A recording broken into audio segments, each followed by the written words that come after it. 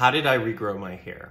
I haven't always had this much hair, but there is a drastic change in the thickness and in the front hairline than before. And a lot of people have noticed, wondering if I got hair plugs or surgery. Well, I'm here to tell you, I have not done surgery. I tried a semi-experimental treatment. It's called PRP, platelet-rich plasma. I think I did 4 sessions with a local med center called Blue Med Center. And what they do is they take blood, they put it through a centrifuge to separate the platelets from the red blood cells. And they put it into a syringe and they inject it literally in your scalp.